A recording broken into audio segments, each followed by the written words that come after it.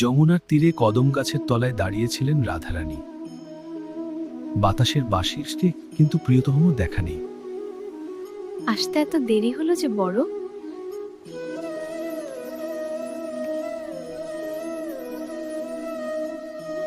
দেরি কোথায় রাধে?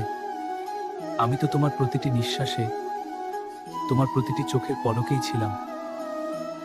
রাধা কৃষ্ণের চোখের অতল গভীরে নিজেকে হারিয়ে ফেললেন। সেখানে কোনো জগৎ নেই, কোনো সমাজ নেই, আছে শুধু এক পরম শান্তি। কৃষ্ণ রাধার কপালে আলতো করে হাত রাখলেন। রাধা অনুভব করলেন কৃষ্ণ শুধু মথুরার রাজপুত্র বা বৃন্দাবনের রাখাল নন, তিনি স্বয়ং প্রেমের রূপ। ঠিক 1 মিনিট পূর্ণ হতেই বাঁশির সুর বেজে উঠল। রাধা চোখ বুজলেন। যখন চোখ খুললেন দেখলেন কৃষ্ণ সেখানে নেই, কিন্তু তার হৃদয়ে এক অদ্ভুত পূর্ণতা। ভালোবাসা সময় মাপে হয় না, 1 মিনিটের গভীরতাই যথেষ্ট, যা সারা জীবনের পাথে হয়ে